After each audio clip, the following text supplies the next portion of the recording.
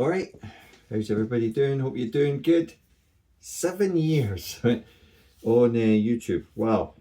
So we thought we'd talk about something that I've noticed has really changed over the last 7 years in golf, and it's not been a good thing.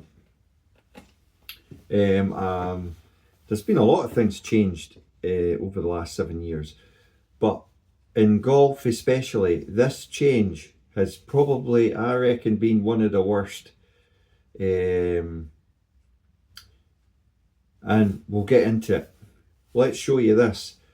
Probably one of, if not the last classic Cleveland wedges made. The 588s before that and stuff were amazing as well.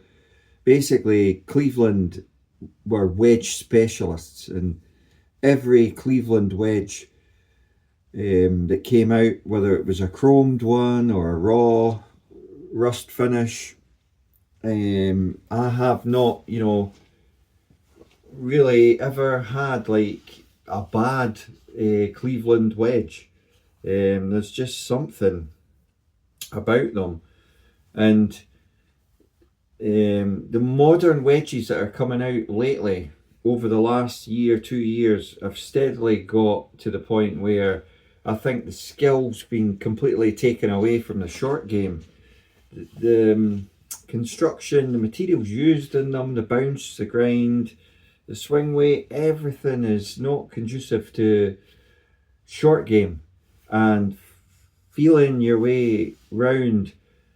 This is a 52, and because of the way the grind is on the sole, I can get it a wee bit open, take it up to 54, take it to even 56, out of bunker and stuff. A lot of the ones that you're buying now, and Cleveland are need to watch. I believe Roger Cleveland is back designing wedges, so hopefully we get back to like the classic wedges that we used to see. As I think the modern ones, they've just done too much over engineering on them for not a gain. There's not a gain in them. Even the Vokeys don't look the same as Vokeys used to look. And the quality of metal that Vokeys are using, I don't think it's the same. Just the feel of them, the way they're grinding the faces and stuff and putting extra things in, they didn't need to do that in the past. And like the Vokey raw finish and stuff as well. So it's not just Cleveland Vokeys Titleist. Mizuno probably are at the tipping point where they're getting to the point where you're thinking, are they going the same way? Because it's getting harder and harder to find yourself a solid set of wedges without, and thank goodness for Cash for Clubs, because if you've got a Cash for Clubs near you, or even if you're on eBay and you type in Cleveland, get them while you can, because these things are going for next to nothing, because people don't realise the value of these classic, you could call them classic. I mean, to get a good Cleveland wedge, you need to go about as far back as 10 years old. If they've got good grooves on them, or if you've got a re-groove tool that you can actually re-groove them to a degree, then you can pick up some absolute bargains. And the feel of them, the playability, everything on these classic wedges is far superior to the new wedges. I'd say maybe no, Vokeys is a bit of a hit or a miss at the moment, and I think it's evident that when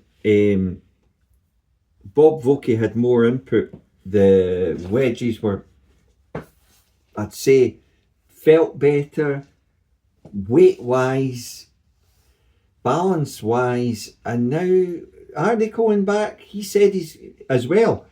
Folky said he's back. He's going to be back helping wedges, and Roger Cleveland too.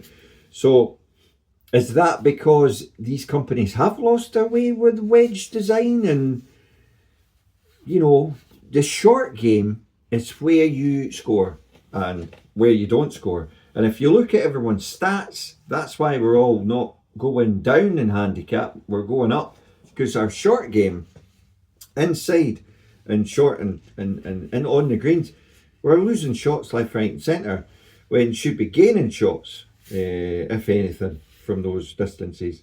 And I just hope that the wedge manufacturers, hardly likely to be watching this small channel, but if we all get together and we say to them, what's happened to your wedges? Why are they, and why are you now 150, 180 pounds for a wedge? You know, you could buy 3-4 wedges for that at one point. I mean, we know things have to go up, but generally people like to change their wedges quite a lot. So it's a factor. It's not really proven. I mean, generally speaking, I don't know what constant hitting balls, which I do a lot of, you might be able to wear a wedge out in 2 or 3 years.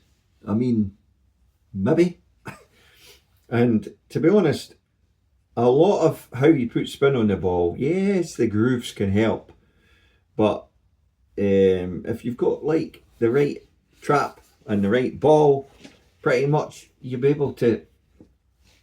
A lot of pros, I know, they swap them out every round or every tournament because they want the exact same groove for the ball, because that's just the way they play.